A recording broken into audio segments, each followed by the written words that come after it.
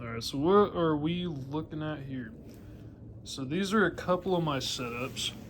Um, so I fish kind of in the Sacramento Delta region. You know, this is the information I'm going to go over is probably applicable to anywhere where people are catching striped bass throughout the country, but I'm in Sacramento, currently fishing the American River for residential striper. We're in between runs right now, but this is the Mock Smash Lose, medium heavy, super famous rod. Like, we all know what this is, and it's the TP2 Lose 751 baitcaster reel.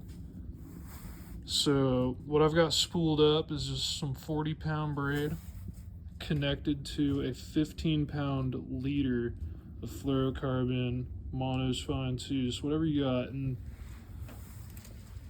what's so good about this setup and why I recommend it the most for just catching your keepers is the medium heavy has like the perfect amount of backbone to sink these trebles in compared with the paired with the 15-pound mono. I mean, that's the kind of force you need to catch a striper on a jerkbait. Also, these hooks aren't stock, these split rings aren't stock. Like, these are 25-pound test split rings, you know, paired with your size 2 double strength owner stinger trebles. You know, they're a lot wider than the trebles that you get stock. And, you know, what striped bass do a lot of the times is they wall strike, so they come in like that at your jerkbait and hit it from the side.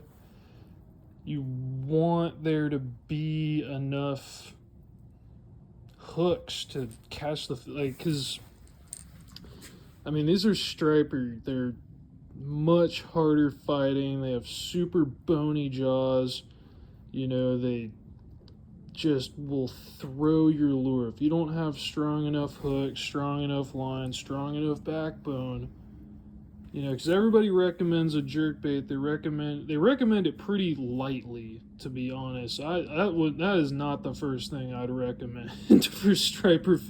Like, everyone's like, oh, jerkbait, just throw a jerkbait. They just say throw a jerkbait. Like, don't just throw a jerkbait. Adapt your jerkbait. Change the hooks. Change the split rings.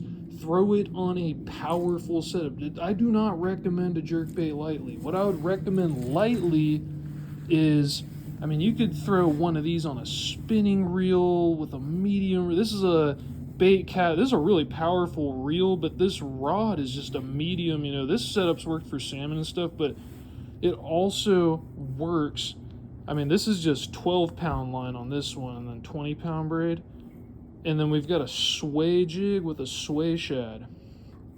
And that's like a 3.5-inch sway shad with a 1/4 ounce jig.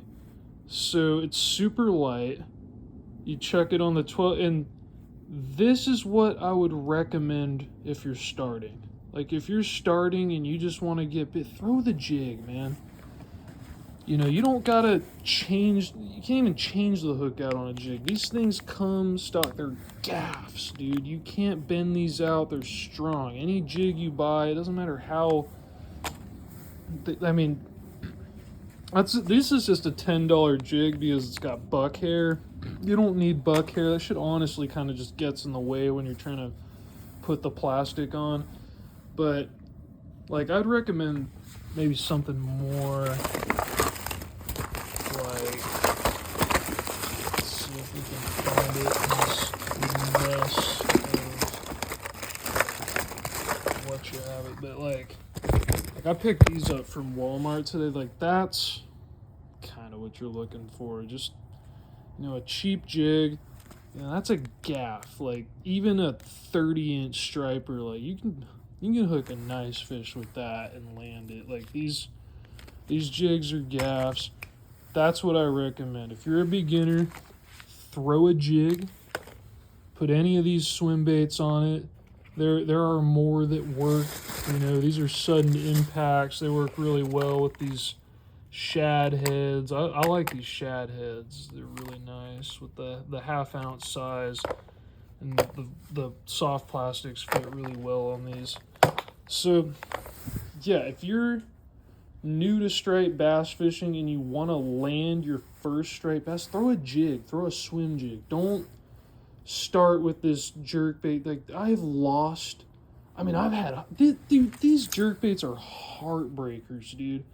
I mean, obviously, I've caught my PB was on a slash bait, so just a saltwater jerkbait, and then, you know, this setup catches me like nice schoolies and keepers or what have you, but it's just not what I would recommend if you're like a beginner. Like, you're gonna lose, like, unless you're willing to spend money on hooks, spend money on split ring, spend money on a super powerful bait caster with 15-pound fluoro, don't throw a jerkbait. Just don't throw it. It's not worth it. Don't throw this jerkbait on 12-pound line with stock hooks and think you're gonna land one of these striper. They are gonna throw your lure.